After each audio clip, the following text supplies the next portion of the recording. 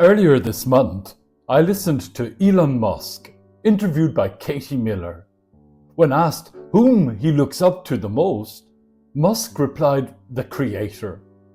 He then affirmed God as the Creator, elaborating that he believes this universe came from something, noting that people have different labels. Christmas Day's Gospel from John declares that in the beginning was the Word, and the Word became flesh and dwelt among us. John's story takes us back to before the manger, before history itself, to the mystery at the heart of reality. John announces that the eternal Word, through whom all things came to be, has entered our fragile, particular, embodied world. While the prophet Isaiah describes the beauty of the Lord bearing his holy arm, the fullness of the Christmas story declares that the birth of Jesus is not just simply a beautiful story. It is a claim about God, humanity, and the meaning of life across every culture and generation. John claims that the Word is the true light which enlightens everyone. When you think about it, this is a profoundly inclusive vision. Christ is not the property of one culture, language, or era.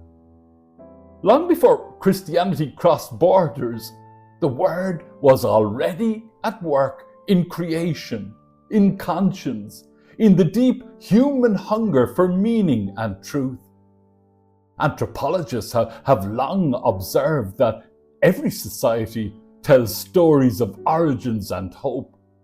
From an anthropological perspective, Christmas speaks to something deeply human, the conviction that the ultimate meaning of life is not abstract but personal, relational, and near. God does not send a concept or a system. God comes as a child within a family, inside a particular history. The Word becomes flesh, not theory, not ideology, but a life that can be touched, rejected, welcomed, or ignored. The letter to the Hebrews describes Jesus as the imprint of God.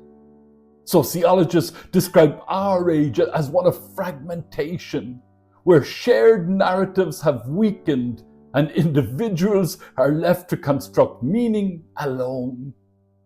Into this fractured landscape, Christmas announces not an escape from the world, but God's deep commitment to it. The Word pitches a tent among us. God chooses proximity over power, vulnerability over control. The birth of a child has always carried symbolic weight across cultures. Political philosopher Hannah Arendt observed that the miracle that saves the world is the fact of natality, the capacity for new beginnings. Christmas affirms this intuition at the deepest level. In Jesus, God begins again with humanity. From a psychological perspective, the Christmas story resonates with what we know about human flourishing. Psychologists note the central importance of attachment, embodiment, and belonging. God comes not as a distant ruler, but as a baby who must be held, fed, protected, and loved. The incarnation affirms that vulnerability is not weakness, but the pathway to relationship.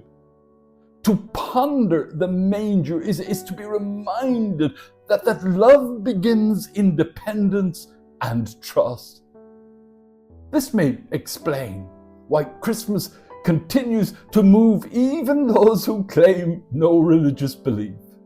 Secular writers often note that Christmas evokes generosity, memory, and a longing a sense that the world could be kinder than it is.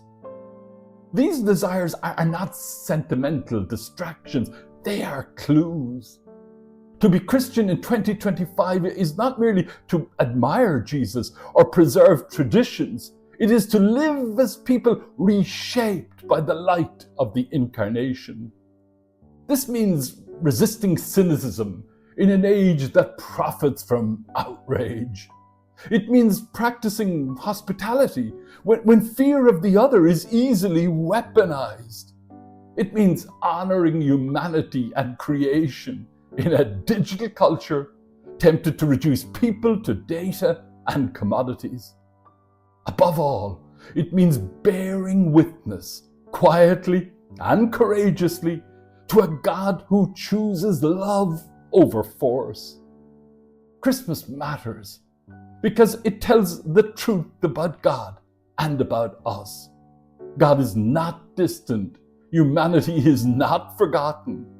Meaning is not an illusion. The light still shines. Celebrating Christmas is a quiet act of resistance in a restless world.